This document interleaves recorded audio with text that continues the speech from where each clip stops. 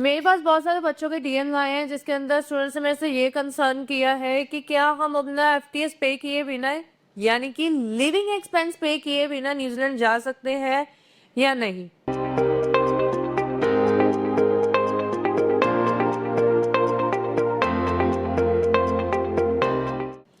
तो इसका आंसर ये है कि न्यूजीलैंड के केस में जब आपका अप्रूवल आता है, उस अप्रूवल लेटर के ऊपर लिखा होता है कि वो आपको जो वीज़ा ग्रांट कर रहे हैं वो अंडर एफटीएस कैटेगरी के अंदर कर रहे हैं या अंडर नॉन एफटीएस कैटेगरी के अंदर कर रहे हैं।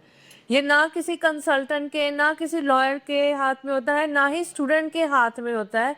ये सिर्फ और सिर्फ वीज़ा ऑफिसर के हाथ में होता है कि उसने जब बच्चे को वीज़ा ग्रांट करना है वो अंडर एफटीएस करना है या अंडर नॉन एफटीएस करना है। अगर आपको वीज़ा ग्रांट होता है अंडर एफटीएस कैटेगरी, तो इस कैटेगरी के दौरान आपको 1 ईयर की लिविंग एक्सपेंस प्लस 1 ईयर का ट्यूशन फीस, यानी कि दोनों चीज़ें साथ में लेके जानी है, like the Canada. But Canada के जैसे आप यहाँ पर जाके अपने एफटीएस को वन शॉट में विड्रॉ नहीं कर सकते हो। यहाँ पर आपको पर मंथ के अकॉर्डिंगली $1667 ही मिलेंगे। आप इसको वन शॉट में पूरा क्लियर नहीं विड्रॉ कर सकते। अगर आपका वीज़ा आता है under non FTS visa category के, तो नॉन एफटीएस वीज़ा कैटेगरी के अंदर आप बच्चे को जो पे करना आता है that is only a 1 year tuition fees.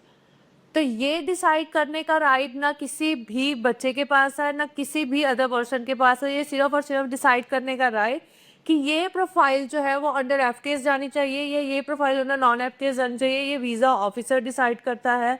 तो आप जब भी न्यूजीलैंड के लिए स्टडी के लिए प्लान आउट कर रहे हो, अपनी फैमिली को साथ लेके जाने के लिए प्लान आउट कर रहे हो, आप ये प्लान करके चलो कि अगर वीज़ा ऑफिसर ने हमें 1 ईयर का लिविंग एक्सपेंस प्लस फीस जो है वो पे करने के लिए बोला, तो हमें वो पे करके जानी है। ये ना हो कि आपका वीज़ा हो जाए और आप बोलो भाई मैं तो 1 ईयर का लिविंग एक्सपेंस है, 1 ईयर की फ़ीस दिखा तो सकता था पर मैंने भरनी नहीं है, तो उसका कुछ ऑल्टरनेट वे और बताओ। तो उसका कोई ऑल्टरनेट वे और नहीं है। जिस हिसाब से वीज़ा ऑफिसर आपका अप्रूवल लेटर आपको प्रिंट करके देगा, आपको उसके अकॉर्डिंगली ही अपना जो एक्सपेंस है वो मैनेज करना पड़ेगा।